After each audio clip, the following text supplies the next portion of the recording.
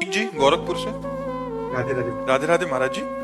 गुरुजी, जब कभी कठिन परिस्थिति आती है तो मन को शांत उस समय कैसे रखा जाए? उस स्थिति को भगवान से जब तक संबंध नहीं होगा तब तक मन को शांति नहीं दी जा सकती। कोई व्यक्ति हमारा सहयोगी नहीं हो सकता, क्योंकि वो अल्पज्ञ है और वो एक देशी है। एक देशी मान लो हम आपका भरोसा करें तो आप एक देश में कहीं विराजमान है, आप सर्वत्र तो है नहीं, और आप एक देशी ज्ञान रखने वाले हैं। आप सर्वज्ञ तो है नहीं और आप सर्वशक्तिमान नहीं हैं, आप एक सीमा की शक्ति धारण करने वाले हैं।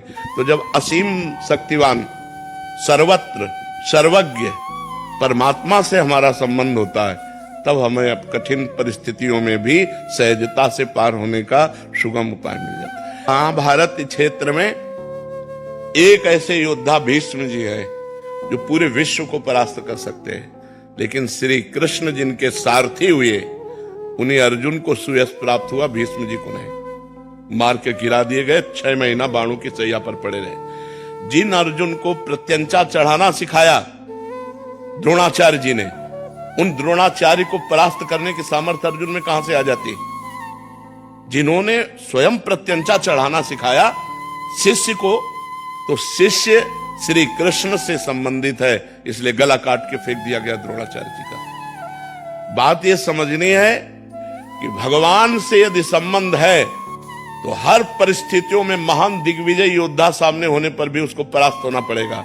महान विपत्ति होने पर भी हम मुस्कुराकर उसे रौंद देंगे। महान कठिनता में भी हम धैर्य नहीं खोएंगे, यदि भगवान से हमारा संबंध है तो। या वो तो है ही, लेकिन स्वीकृति करना है। हम लोग स्वीकृति नहीं किए, हम संसार से संबंध माने हुए, लेकिन भगवान को अपना नहीं माने हुए। इसीलिए हर परिस्थिति हमें रौंद देती है। हर बोले डिप्रेशन में जा रहे हैं, परिस्थिति ने रौंद दिया।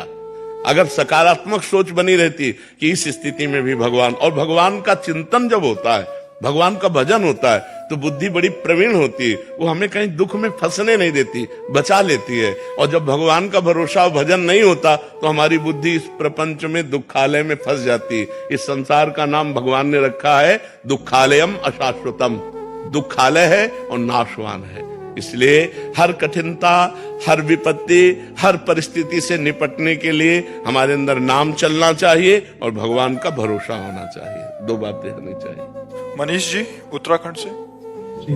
श्री हरिवंश महाराज जी। महाराज जी, आपके चरणों में कोटि कोटि प्रणाम। महाराज जी, आपकी और श्री जी की कृपा से पिछले 2 वर्षों से नाम जप करने का प्रयास कर रहा हूँ। पूज्य गुरुदेव भगवान, कुछ दिनों पहले आपने नाम जप की संख्या का विस्तार से वर्णन किया कि इतने करोड़ नाम जप की संख्या से अमूक परिवर्तन होगा।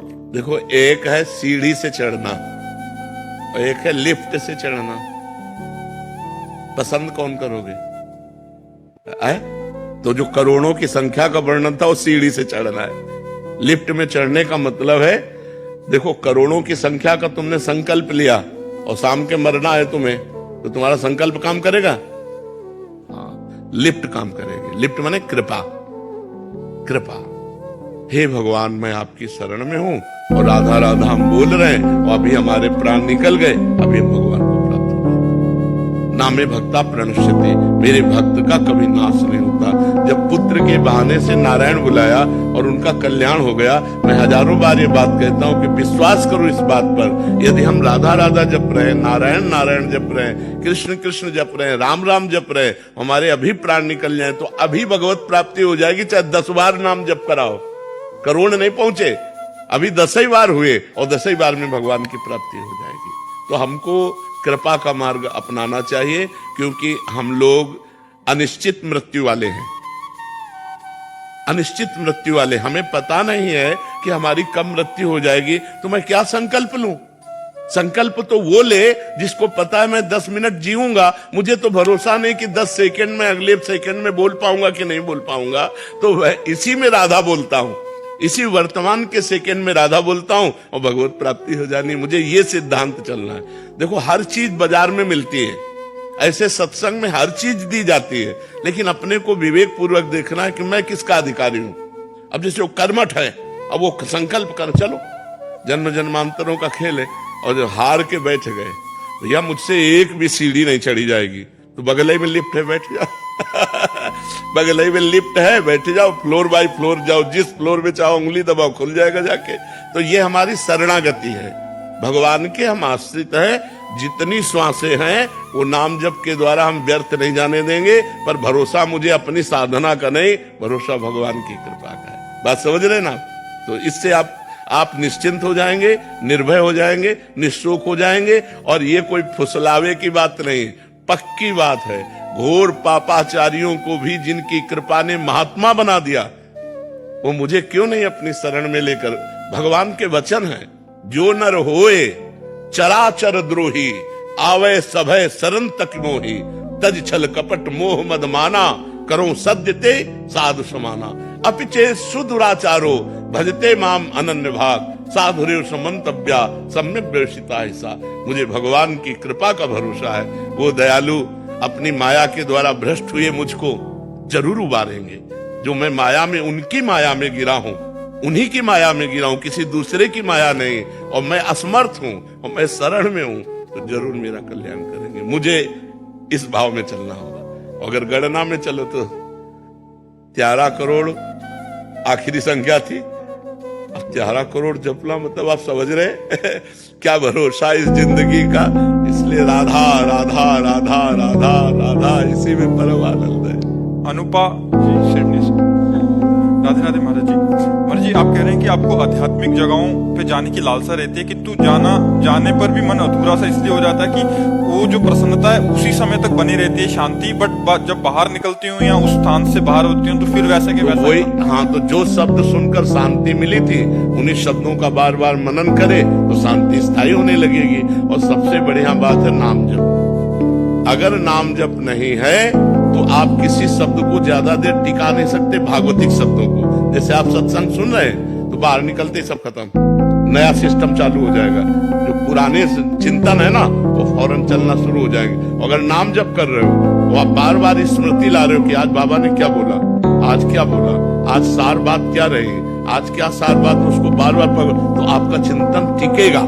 जितनी देर टिकेगा उतनी देर अंदर की सफाई होगी, और अंदर की सफाई होगी तो शांति मिलेगी। किसी धाम आदि में जाने पे दर्शन किए, परिक्रमा किया, तब तो सुख मिला, बट बाद में जाके वही कह रहा हूँ। तो अगर धाम आप आए, बिहारी जी के दर्शन किए, दर्शन के बाद चल दिए, अब बिहारी जी की छवि का बार बार चिंतन करो तो देखो कितना आपको आनंद मिलेगा। अब बिहारी जी की छवि तो भूल गए, फिर इधर उधर की छवियों का चिंतन करने लगे, संसार का। तो ये हमें चाहिए कि जिसमें हमें आनंद मिला है उसको हम बटोरे, उसको हम अपने अंदर समाहित करें, उसको हम काफी देर चिंतन में रखें, उसको अपना जीवन बना ले तो आनंद ही आनंद बना। संत महात्मा हर समय आनंदित क्यों रहते हैं? क्योंकि आनंद सिंधु भगवान के चिंतन में रहते हैं। आप लोग दुखी क्यों हो जाते हैं? क्योंकि दुख में संसार के चिंतन को आप करते हैं। देखो, संसार का चिंतन इतना बोझा है कि यदि आपको 6 घंटे नींद ना लिया जाए तो आप परेशान हो जाए। तो 6 घंटे नींद में होता क्या है? संसार का चिंतन छूट जाता है। आप रिलैक्स 6 घंटे बाद एकदम नहीं आनंदित होकर उठते। 6 घंटे अगर जागृत अवस्था में आप भगवान का चिंतन करते हुए संसार का चिंतन छोड़ दे तो बहुत बड़े महात्मा हो गए। संसार का चिंतन ही दुख देता है, अगर भगवान का चिंतन हो तो सुखमय हो जाए। सौरभ जी। राधे राधे। राधे राधे महाराज जी। गुरुदेव भगवान, अपेक्षा स्वार्थ से जन्म लेती है तथा स्वार्थ से पाप कर्म बनते हैं। ऐसे में ग्रस्त जीवन में अपने साथी के प्रति अपने कर्तव्य और उनकी वो अपनी अपेक्षाओं में अंतर कैसे करें? अपेक्षा भगवान से क्यों न रखो? अगर अपेक्षा व्यक्ति से रखते हो तो ये क्रम लागू होगा, लेकिन अपेक्षा भगवान से रखते हो तो स्वार्थ नहीं होगा, धर्म होगा। अर्थार्थी, जिज्ञासु, ज्ञानी, 4 भक्त भगवान ने कहे। हमें संकट निवृत्ति चाहिए तो भाव से पुकारते हुए भगवान से चाहिए। हमें ज्ञान चाहिए तो जगत गुरु भगवान से चाहिए। हमें जो चाहिए हम अपेक्षा करें भगवान से, ना कि मनुष्य से। मनुष्य से करेंगे तो ये क्रम लागू हो जाएगा। स्वार्थ है, पाप है, वासना है, अनुकूलता है, प्रतिकूलता है, लाभ है, हानि है। लेकिन जब हम भगवान से करेंगे तो धर्म होगा, और जब धर्म होगा तो आनंद होगा, शांति होगी। धर्मो रक्षते रक्षिता, धर्म तुम्हारी रक्षा कर लेगा। तो हम संसार से क्यों रखें? और कौन हमारी इच्छा पूर्ति कर सकता है? कौन पूरी कर सकता है? हमें तो ऐसा कोई लगता ही नहीं विश्व में कि हमारी इच्छा पूर्ति कर सकता है। कोई नहीं लगता। कैसे पूरी कर देगा? क्योंकि वो इच्छाओं वाला है, वो खुद इच्छा वाला है, वो एक सीमित धरा वाला है।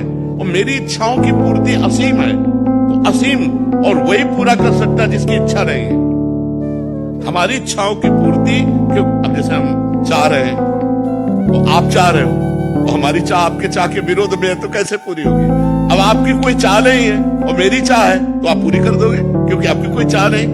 अच्छा, मेरी चाह है तो आप पूरी करना चाहते हो, लेकिन आपके पास सामर्थ्य नहीं। हर समस्या है ना, तो कोई व्यक्ति ऐसा नहीं है जो हमारी चाहों को पूरी कर दे। वो एकमात्र भगवान जो अचाह है और सर्व सामर्थ्यशाली है, वही हमारी चाहों को पूरी कर सकता है। इसलिए भाई जुड़ो, भगवान से जुड़ो, नाम जप करो, सत्संग करो, शास्त्र स्वाध्याय करो, धर्म से चलो, तभी आनंद की प्राप्ति होगी। और मनुष्य जीवन बड़ा दुर्लभ है और बड़ा खतरे का है।